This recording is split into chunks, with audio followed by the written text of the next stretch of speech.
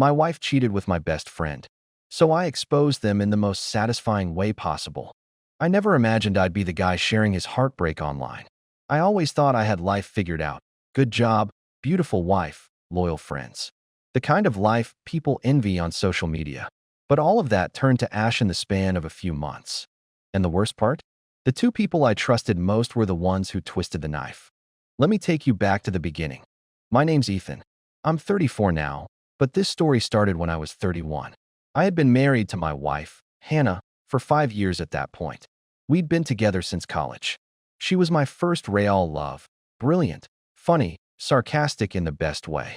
She had this way of making everyone around her feel like they mattered. I worked as a software engineer in a mid-sized company in Austin, Texas. The pay was good. The hours were decent.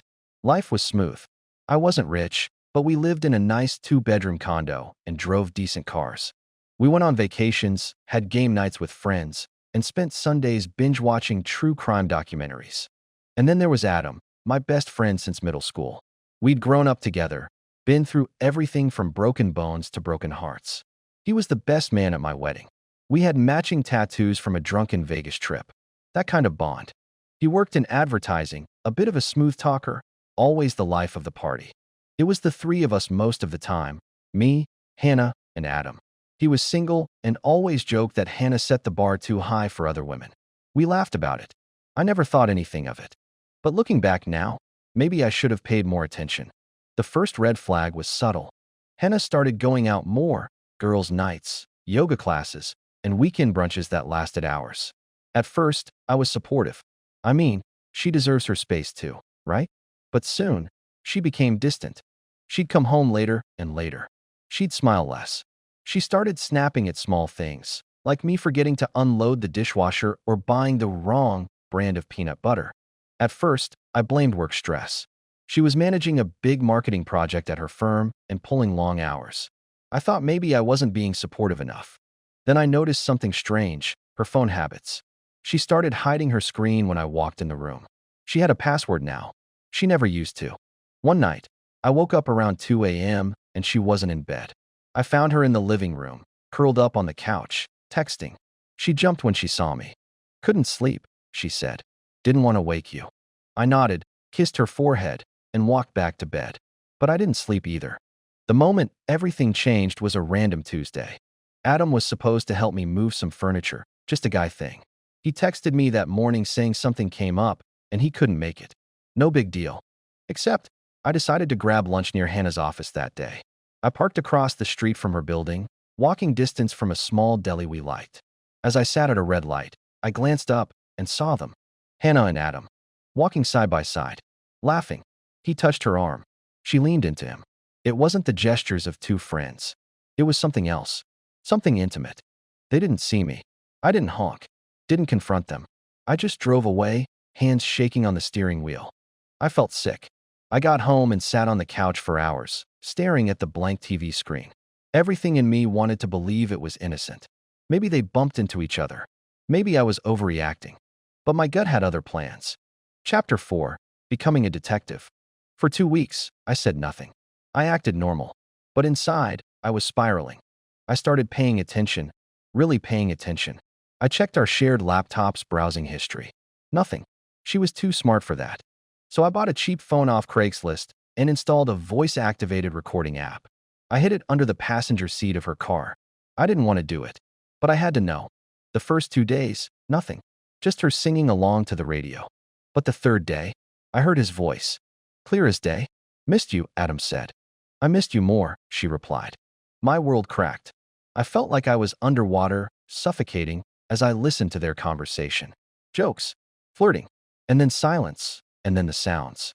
Moaning, whispers, her voice, his voice. I threw up in the bathroom. I sat on the cold tile floor and wept. Not just from betrayal, but from how normal it all sounded. Like they'd done it dozens of times. I didn't confront her right away. I needed a plan. I wanted revenge, not out of rage, but for closure. For justice. For the years they stole from me. I copied the audio file to a thumb drive, backed it up in the cloud under a fake name. I wasn't going to go full scorched earth right away. I wanted her to admit it. I wanted him to see my face when I ripped his mask off. So I set the trap.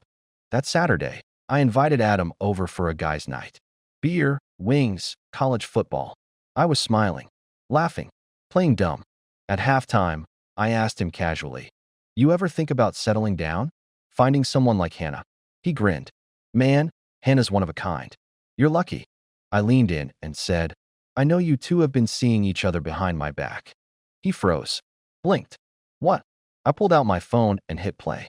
The recording played for 30 seconds, just long enough to confirm everything. He stood up. "Listen, bro, I cut him off. Get the hell out of my house." He opened his mouth, maybe to beg, maybe to explain. I don't know. I didn't care. I set out. He left without another word. Then came Hannah. Chapter 6, The Confrontation. That night, I waited for her to come home. She walked in around 11 p.m., surprised to see me awake. "Hey," she said. "Everything okay?" I stared at her. "How long has it been going on?" Her smile faltered. "What are you talking about?" "You and Adam." She went pale. I don't know what you mean." I handed her the same phone and played the audio. I watched her face crumple. Tears welled up. "Ethan, please, I didn't mean for it to happen." I laughed. It wasn't joy. It was despair wrapped in madness. "You didn't mean to K my best friend?" She sobbed, tried to grab my hand. I pulled away. "We were falling apart," she said. I felt lonely. He was there. "You had a choice," I said coldly. "You made the wrong one." "I still love you," she whispered. "No, you loved the idea of me. You loved my loyalty, my paycheck, the convenience. But you never respected me." I filed for divorce the next week. But I wasn't done. I sent the audio recording to Adam's boss because he was sleeping with a married woman who also happened to be one of their clients. His firm had a strict morality clause. He was fired 2 days later. I also emailed Hannah's parents. I didn't want to, but they had always treated me like a son. They deserved to know why I wouldn't be at Thanksgiving. I moved out, blocked them both, and deleted everything. But the real closure came 6 months later. I had started rebuilding. Therapy, gym, new friends. I even joined a hiking group, met new people. For the first time in years, I was focusing on me. One evening, I got a message on Instagram from a name I didn't recognize. It was a woman named Kelly, Adam's ex-girlfriend. She had moved back to Austin and found out about everything. She wanted to meet and compare notes. We met at a coffee shop. She was kind, sharp, and just as heartbroken. Adam had apparently cheated on her too, multiple times, including with someone while she was pregnant. She had miscarried and blamed herself. We talked for hours. It was cathartic, healing. We became friends. Then more. 2 years later, Kelly and I got married in a small ceremony in Colorado. Hannah tried to reach out a few times. Letters, emails.